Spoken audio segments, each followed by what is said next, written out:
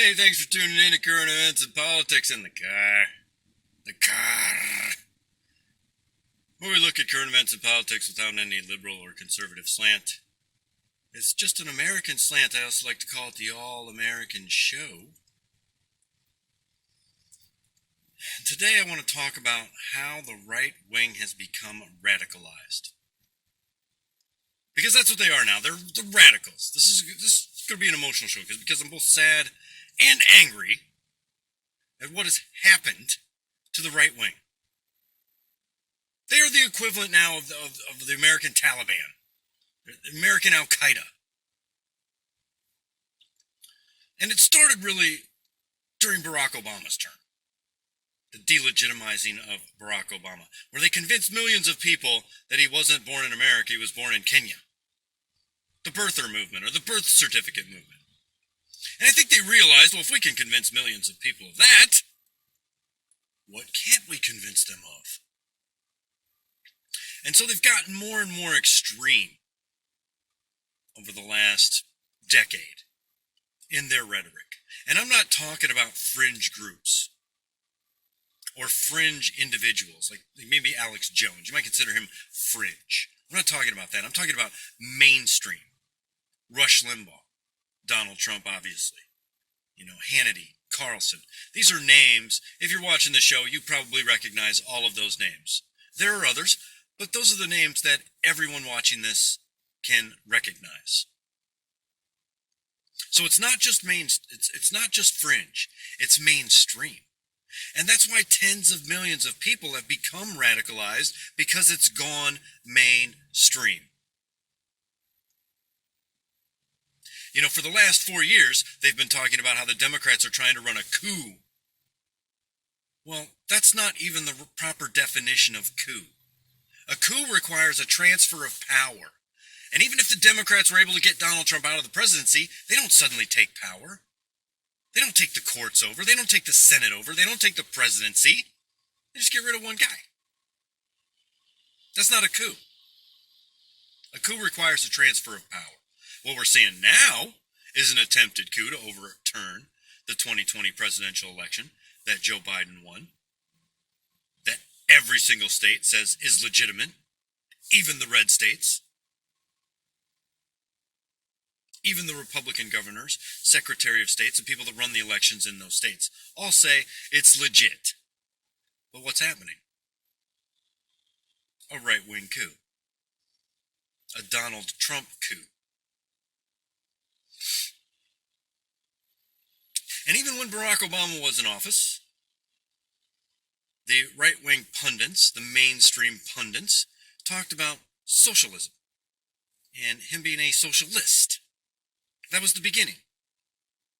And it has steadily become a louder drumbeat, more frequent references to socialism or socialist, and now communist and communism, and America haters. They convince everyone that every institution in the country is against them, unless, of course, they agree with them, then they're okay, for at least that brief period of time while they agree with them. And if you don't agree with them on every single thing, then the entire institution is anti-Republican, anti-conservative, and anti-American. Think about how dangerous this is when you put all of what I'm saying together. Tens of millions of people believe if you don't agree with them, you hate America. Just recently, January 6th, the day the riot took place at the Capitol building in Washington, D.C., Donald Trump said, "You've got to fight like hell or you won't have a country anymore." This is not, well, we have philosophical differences. This is fight like hell or lose your country. That's really strong rhetoric. And if you're susceptible to that, that propaganda, you start, well, I don't want to lose my country. What should I do? Let me bum rush the Capitol. Maybe we can, take some Capitol members hostage, some Congress members hostage. Maybe drag them out on the street and execute them. Right? There were people there with zip ties.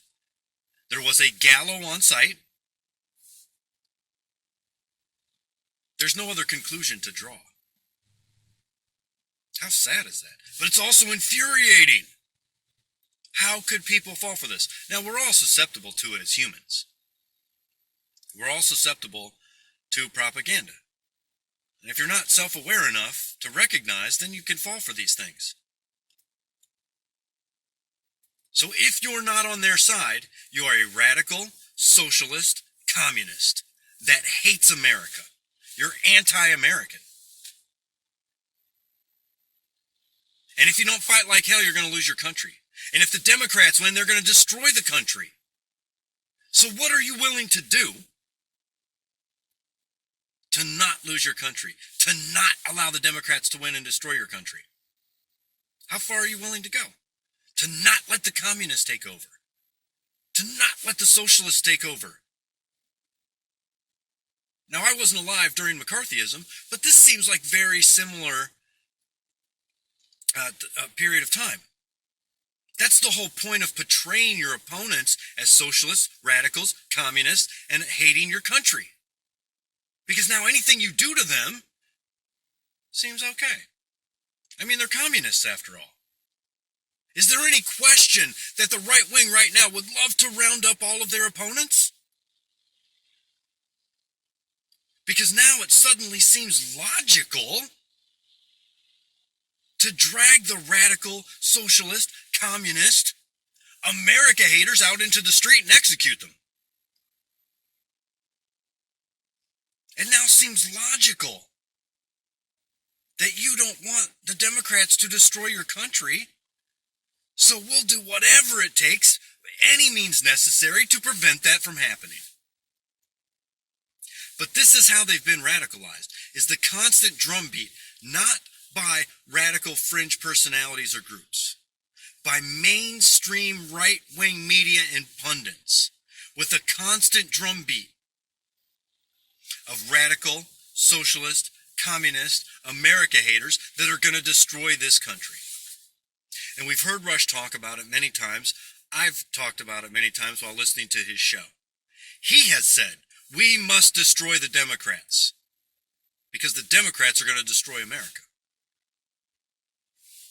Their socialist communist agenda is going to destroy America, and it must be stopped. So if you're a follower of Rush or Trump, and you're now thinking, oh my God, my country's going to be destroyed. The Democrats are going to ruin the country. They're communists. What are you willing to do? But this is how they've been radicalized. Through the media. And then the fringe groups take advantage with all the conspiracy theories, right? Think about this for just a second. What have tens of millions of people been convinced to believe? They're science deniers, right? COVID isn't real, it's a hoax. Vaccines aren't good. Climate change, I could go either way on that one. But if you follow, you're right, if you're a right-winger, you're convinced it's not true. You're convinced Obama was born in Kenya. You're convinced anyone that disagrees with you is a radical, socialist, communist, America hater. Now, I'm sure you can list many more examples in the comments of what these folks have been convinced to believe. It's no longer we just disagree. We philosophically disagree with Democrats. It's they're going to destroy America. And if you don't fight like hell, you'll no longer have a country. That anyone that disagrees with you is a communist and hates America. Think about how dangerous that is. As I just said, look what we were willing to do in the 50s under McCarthyism to people we thought were communists or people we branded as communists. That's happening right now. Fortunately, the majority of Americans don't believe it. But 74 million people voted for Donald Trump. Tens of millions of people listened to Rush Limbaugh and follow Donald Trump. And they are pushing these radical ideas.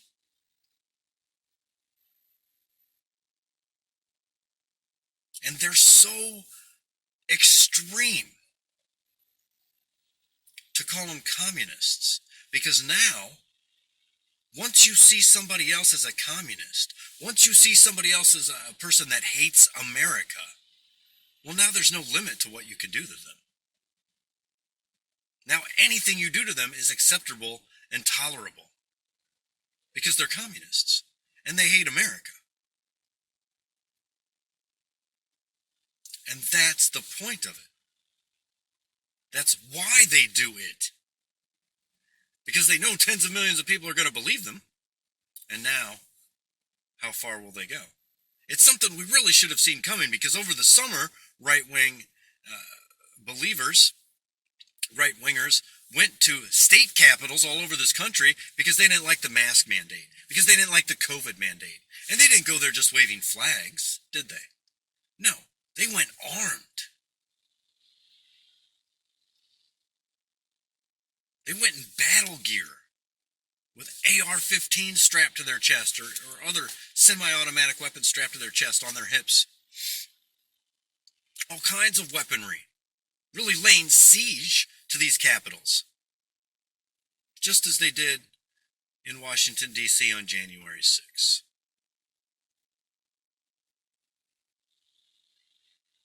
Now, a few years ago, it might seem ludicrous that this would happen. But now, we have tens of millions of people that have been radicalized to believe that their opponents are American-hating communists, and that they will destroy America. It's sad. It's so sad.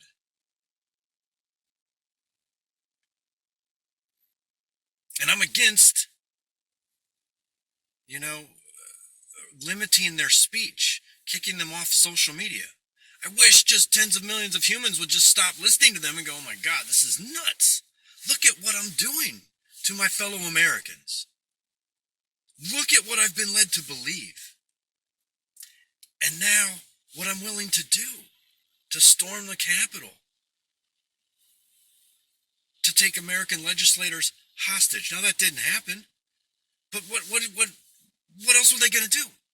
What did you think they were there to do? If they had run into Nancy Pelosi in the congressional chamber, what do you think they would have done?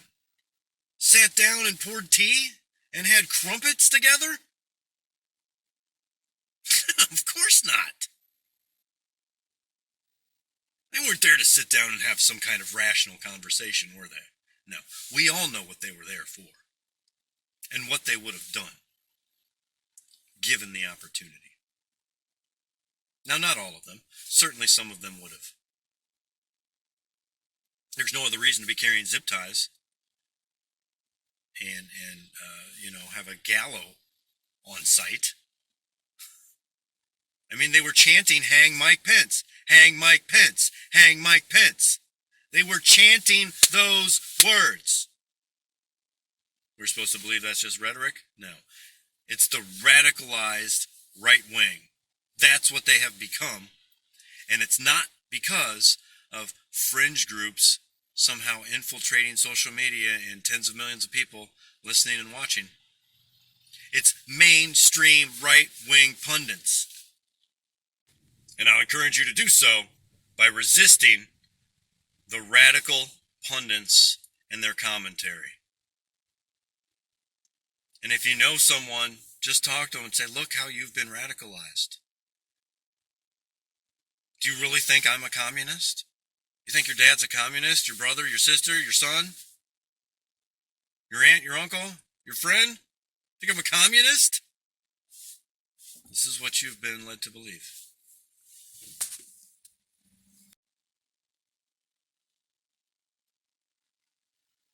Think about that. Thanks for watching Current Events and Politics in the Car today, where we talk about subjects without any liberal or conservative slant. Just an American slant. I also like to call it the All-American Show. I hope you have a great All-American Day.